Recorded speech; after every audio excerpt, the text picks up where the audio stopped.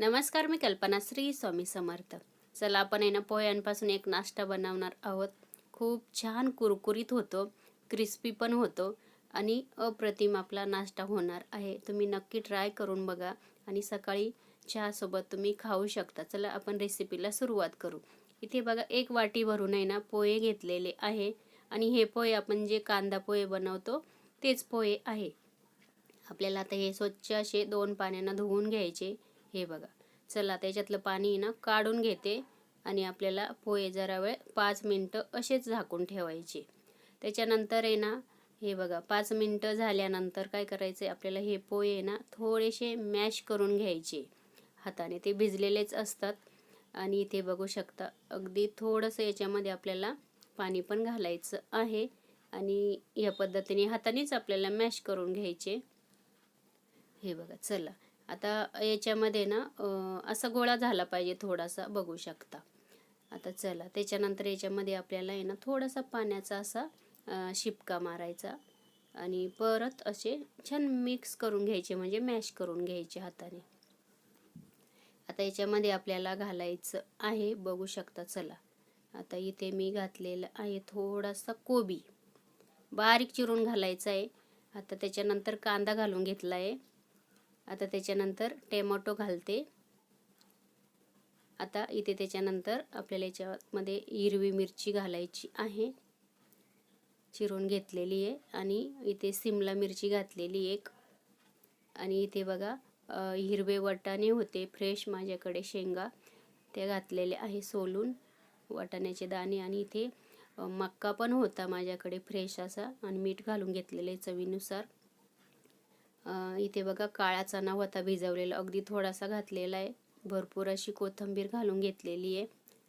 आणि इथे बघा 2-3 चमचे तांदळाचं पीठ घातलेलं आहे आणि 2-3 चमचे बेसन पीठ घातलेलं आहे. आणि इथे बघा 2-3 चमचे रवा पण घालून घेतलेला आहे. आलं आणि लसूण खलबत्त्यामध्ये ठेचून घेतलेला आहे, तो पण घालून घेतलेला आहे. आता आपण आहे ना हे हाताने असं मिक्स करून घेऊ. आता याच्यामध्ये तुम्हाला लाल मिरची पावडर घालायची असेल तर घालू शकता, हळद घालू शकता. छान मिक्स झालेलं आहे, बघू शकता. खूप छान असा पौष्टिक आपला नाश्ता होणार आहे. आणि आपल्याला हाताने छान असं जसं आपण कणिक मळतो तसं एकजीव करून घ्यायचं आहे. आणि इथे आपल्याला आता काय करायचं आहे, असे छोटे छोटे ना वडे करून घ्यायचे. हे बघा या पद्धतीने. आणि जास्त पण पाणी नाही घालायचं, नाहीतर मग ते वडे ना तेलामध्ये सोडले ना असे विरघळून जातील. हे बघा या पद्धतीने. अजून तुमच्याकडे दुसऱ्या भाज्या असतील तर त्या पण तुम्ही याच्यामध्ये टाकू शकता. चला तेल पण गरम झालेलं आहे. आपण आता याच्यामध्ये ना एक एक वडा असा सोडून देऊ. आता तुम्हाला तेलकट खायचं नसेल ना तर मग अगदी थोडंसं तेल घालू शकता तव्यावरती आणि असे वडे ठेवून द्यायचे आणि छान असे दोन्ही बाजूंना क्रिस्पी होईपर्यंत भाजून घ्यायचे.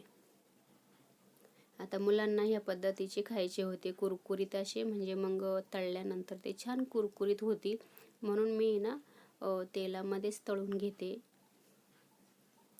हे बघा इथे बघा त्याचे बुडबुडे पूर्ण कमी झाल्यानंतरच आपल्याला उलटे करायचे. जास्त तुम्ही जर पाणी घालाल ना तर ते थोडंसं असं तेलामध्ये घातल्यानंतर वितळून जाईल, म्हणजे विरघळून जातील. हे बघा आता उलटे करून घेऊ आपण. दुसरी साईड आपल्याला अशी छान तळून घ्यायची आणि आपण आता झालेले आहे काढून घेऊया. बघू शकता इथे खूप छान पण कलर आलेला आहे आणि नक्की तुम्ही ट्राय करून बघा. आणि खूप पौष्टिक असं त्याच्यामध्ये आपण भाज्या घातलेल्या आहे. हे बघा. चला सगळे वडे ह्या पद्धतीने तळून घेते आणि शेजवान चटणीसोबत किंवा टोमॅटो सॉससोबत तुम्ही खाऊ शकता, जसं तुम्हाला आवडेल तसं. चला रेसिपी संपूर्ण बघितल्याबद्दल मनापासून तुमचे खूप खूप खूप धन्यवाद. भेटूया नवीन एक रेसिपीमध्ये.